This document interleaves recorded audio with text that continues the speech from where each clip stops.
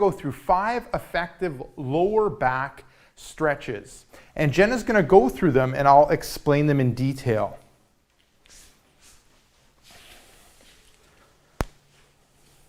So there's the first one, double knees to chest. So relaxing.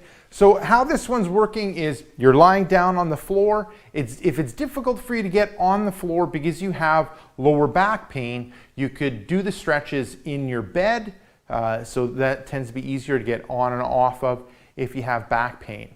Now, when it comes to the double knees to chest, you're lying down, you're relaxed in the upper body, then you're going to bring both knees towards your chest, pull a little bit further with your hands, and you're looking for a stretch in that lower back seat area. You can hold it for a couple seconds and then back down. Now looking at the sets, reps, time, and intensity, the sets are 1, the repetitions are 2, the time is you're going to build up to 20 seconds. So I would say you start off with a couple seconds and then you build up to 20 seconds. The intensity is light, you're looking for a light stretch in the lower back hip pelvis area. Now that's the first effect of a lower back pain stretch. Now moving on to the second one, it ends up being single knee to chest. Good, and then relaxing and then switching sides. Good. So moving back to how to start off with, same starting position as the double knees to chest. You're lying on your back, relax in the upper body. Then you're going to bring one knee towards the chest. You're going to pull it a little bit further, looking for a stretch in the low back and pelvis area. Now, a couple things to remember when it comes to hand positions. If you have knee pain, you can pull from your hamstring and pull towards you. If you don't have as much bend in the knee, or if it irritates your knee with your hands on top. The second thing is this leg. If you have the leg straight, you'll have more of a stretch. Now, if that's uncomfortable for your lower back, what you can do is bend this knee, and that puts the lower back into a better position, a more comfortable position, and then you do the single knee to chest. So, back down, and then you switch to the other side.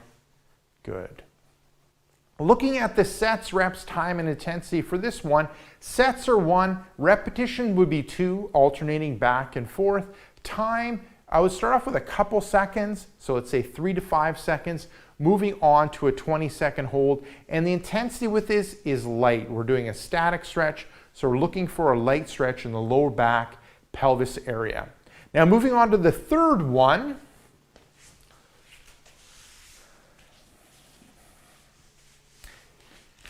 and this is the single leg twist. Good. And then moving on to the other side. Good. So moving to the starting position, similar to the other two, you're lying on your back, relaxed throughout your whole body and your upper body. You have your hands out to the side. Then you're going to bend one of the knees and bring it across the body. Rotate through your pelvis and low back area while still maintaining your shoulders ideally on the mat. The opposite shoulder might lift a little bit, but that's why you have the hands out to the side. Good. And then you move to the other side. Looking at the sets, reps, time, and intensity for this one, sets would be 1, repetitions would be 2 on each side, so alternating back and forth. Time would be 20 seconds, and the intensity is light. Now, looking at this one, it's a pretty intense stretch and puts a lot of rotation, twisting in the low back area.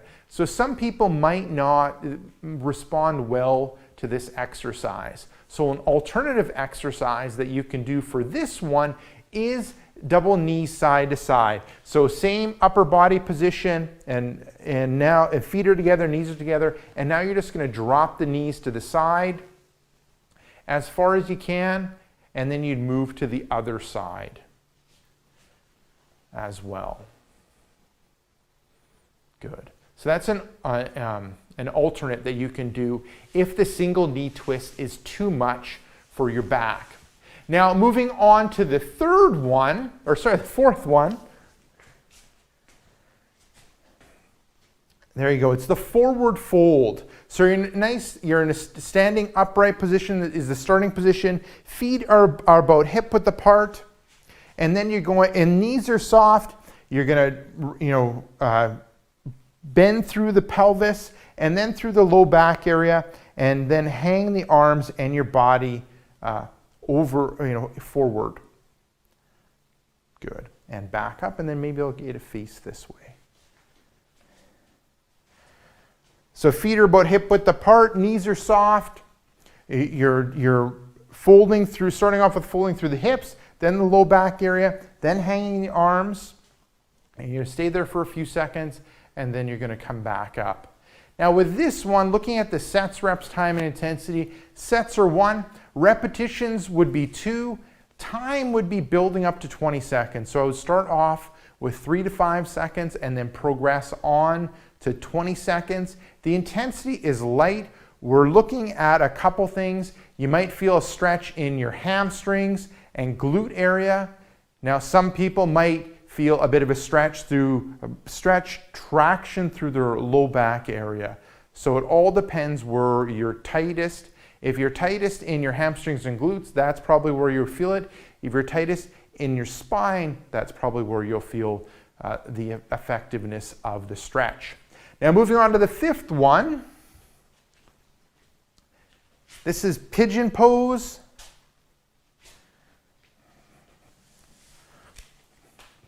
Good. So really stretching out the rotators in the hip. So a lot of times with back pain, what happens is you get tightness in the hip, and we're working on stretching that out with this pigeon pose. So going back to the start, so you're almost like in a push-up position.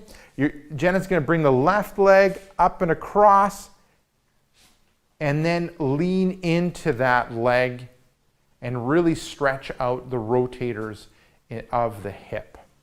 Good, perfect. And then maybe I'll get you to go back up, Jenna, maybe we'll face this way.